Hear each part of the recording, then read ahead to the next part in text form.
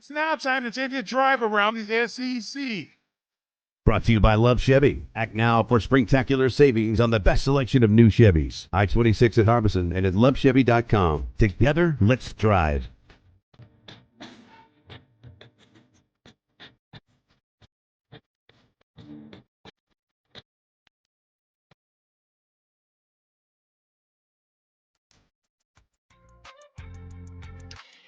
It is time for the Love Chevy drive around the SEC. We love to love here on ITG. We love to love Chevy. We love Ben Hoover, the executive manager over there in Harbison at Love Chevy, where you got the $1,000 low price guarantee. Buy your next Chevy with confidence from the folks that make car buying fun and affordable.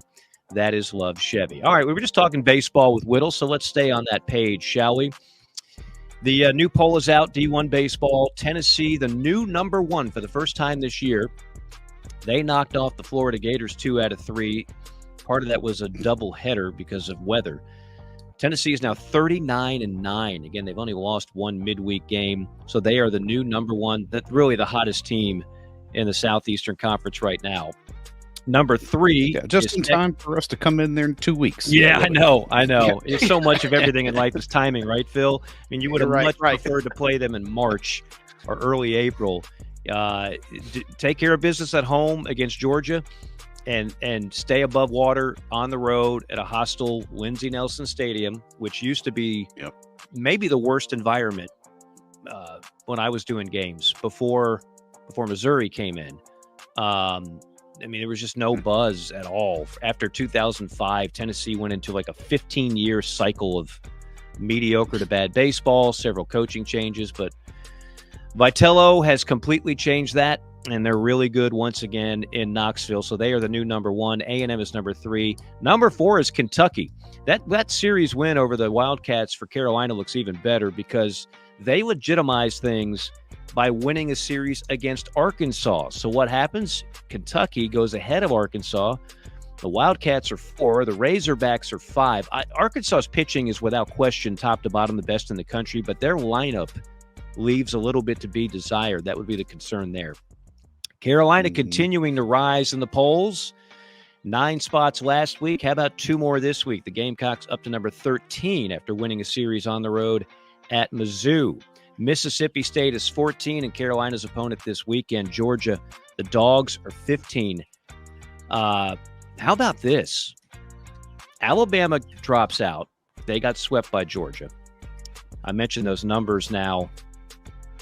I'm the best player in college baseball, Charlie Condon, who plays for Georgia, 459, 33 homers, 69 runs batted in. But Vanderbilt goes from 17.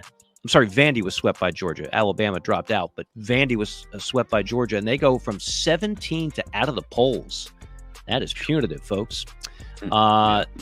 So the SEC tournament as it stands today, Kentucky would be the 1 seed. They're 18-6. Arkansas and Tennessee would follow at 17-7. Arkansas would currently win the tiebreaker. A&M 4. Mississippi State 5, and as I mentioned, Carolina 6 at 13-11, just ahead of Georgia. Obviously, there's still room to move upward or downward with 6 more conference games left to play. Have you watched any NBA playoffs, Phil? I've been catching a little bit, just a game here or there. Yeah. It's.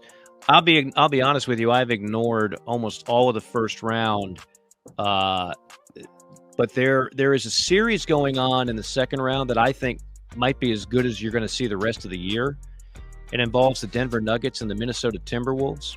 And I'm watching game 1 the other night, and I can't help but notice, like, oh, okay, I called his game, I called his game, I called his game, I called his game. No less than 7 SEC alums are playing in that series.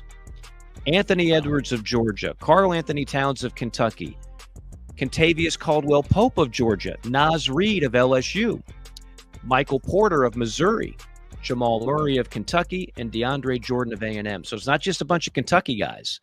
A number of SEC players, roll call, right in that series. Thought that was kind of interesting. As I've mentioned a number of times during the season, it's the SEC over the last, take your pick, 3 years, 4 years, 5 years, that's had more NBA draft picks than any other conference, including the prestigious ACC. Moving to football, Kirby Smart just got G'd up. Over $13 million a year, Phil. That's the going rate now when you're on top of the world. Honestly, somebody asked me about this on another show. Like, what do you think about that number? And I don't know what they were expecting me to say. Well, that's insane. How do you pay my comment was they could have been $23 million and Georgia would have paid it because it's worth it. Because you have to do it. Every penny. Saban is gone now. Dabo's stock has dipped. What coach would you rather have? And what program is on top of the world? It's Georgia. It's Kirby. Oh, by the way, I mean, Kirby's a pretty young dude, right? So it's like, Kirby's not even 50 yet. No. So you've got a guy that pretty much you can put on autopilot. He's going to bring in one of the top recruiting classes every year, get whatever you need to in the portal. He's going to assemble one of the best coaching staffs every year. And it's Georgia. I mean, they have all these advantages geographically and now historically, and they've got the momentum, and no more Nick Saban on the other side. No knock on Kalen DeBoer, but when the GOAT is gone, that doesn't hurt. But Kirby Smart now at over $13 million a year. That surpasses Dabo, and it would have surpassed Nick Saban if he was still around. They were making around 10, 11. The SEC has 8 coaches making $9 million or more because Eli got a bump. He's scheduled to make over $9 million over the next few years. So over half the league, and I'm not even including, I'm sure if I looked it up, what Texas is paying is over $9 million. Yeah, Sark has got to be making over that. Venables might be less than that, but let's just say Sark is making 9. So if you included the newbies, Texas and Oklahoma, that would be 9 of the 16 coaches are making $9 million plus. Now, after these are last year's numbers, Brian Kelly is at 9.9. Mark Stoops is at 9. Heupel is at 9. Kiffin is at 9. I mentioned Eli getting bumped up. Billy Napier is at 7.2. Hugh Freeze at 6.5, and then you've got, Shane Beamer and those guys making around 6, and then at the bottom is Clark Lee. We don't know exactly what he makes because it's a private institution. You always have to do a little guesswork on that. And then Mississippi State does not have a $6 million plus coach. Yeah, Charles says Sark is making 10.3. Let me tell you something. If Texas winds up, I was going to say 10.3. 10.3. I just found it. Yeah. If they wind up winning the title, 7.1. Sorry, not to interrupt, but no. I asked for it. I'm glad you brought it. If Sark wins the title, what do you think the number will be? There's not a Briggs truck big enough for what Texas will pay a national championship coach.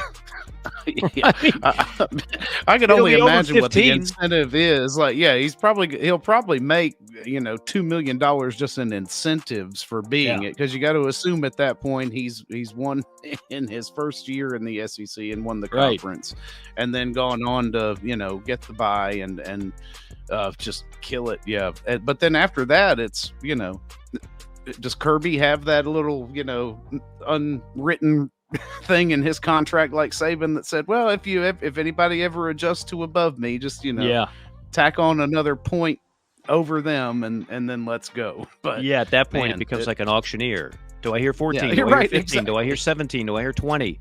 Like that, we're going to have a $20 million coach in college football in the next few years. I'm convinced of it. I'd be shocked with all the TV money being poured into the schools, especially for the Big Ten and SEC. Yeah, somebody's going to hit it. We are headed that way for sure. So these are rough estimates, but the SEC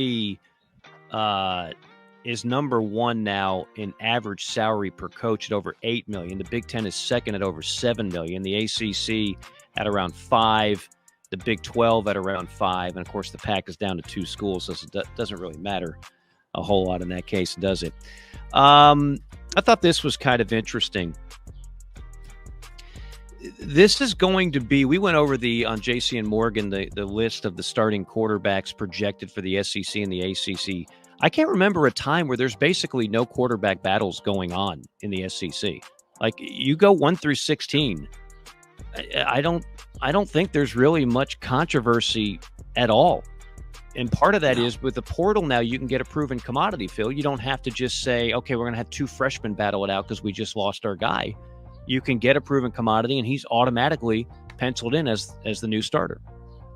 Yeah, so you got to think with all the QBs that have moved, they've either gone in with the understanding that they are air quotes competing for a job, but more than likely will be on the bench, right. Or are we brought them in to start.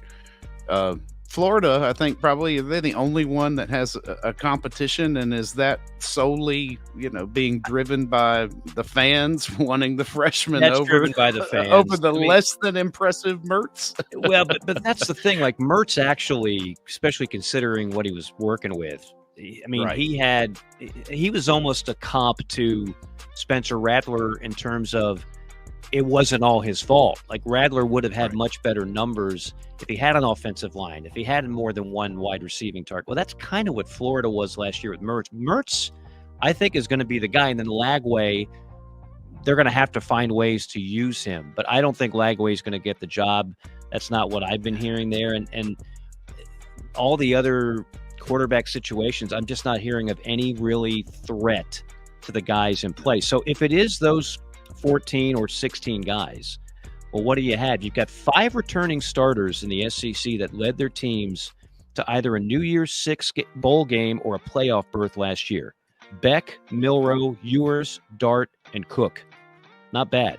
Beck and Ewers are the preseason Heisman favorites, while 9 SEC quarterbacks are in the top 19 of the preseason odds for the Heisman via DraftKings. Think about that. 9 of the top 19 Heisman Trophy candidates are quarterbacks from the Southeastern Conference. That's pretty strong. I'll leave you with one scheduling note. It won't be long before we start talking about schedules, right? This is from Pat Dooley, who covers Florida football, but really covers it on a national basis at this point in his career. He just highlighted 12 games that will decide the SEC race in 2024. Georgia at Bama on September 28th.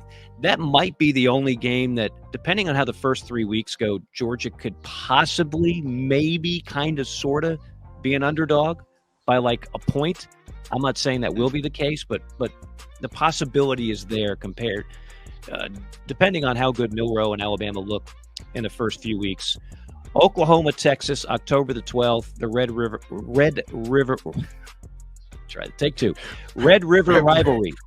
Well, I was sitting there, I'm reading it, and I'm thinking, can I call it a shootout? It's always going to be the Red River shootout to me. I'm sorry. Oh yeah, just like it's in Jacksonville. It's the largest outdoor cocktail party. You can, but they want to call it the Red River rivalry, which, in addition to being hard to say, is not really the true nickname of that game. But that'll be a fun one to watch. SEC fans will get indoctrinated on just how big that game is. Alabama at Tennessee. That's October the 19th. LSU at Florida, November the 16th. LSU has completely run that rivalry in recent years. Georgia at Texas, October 19th. Missouri at Alabama. I mean, we got to start talking about Missouri in big games. Missouri at Alabama, October the 26th. Georgia at Kentucky, September the 16th. Ole Miss at LSU, October the 12th. That's juicy. And Alabama at LSU, that's always juicy. That'll be on November the 9th. Just some games to look forward to in the fall on the gridiron in the Southeastern Conference. And that will do it for the award-winning, Emmy-nominated Love Chevy Drive Around the SEC. Maestro, take it away, sir. Brought to you by Love Chevy, where the inventory is overflowing and the deals are in full bloom. I-26 at Harbison and at lovechevy.com. Together, let's drive.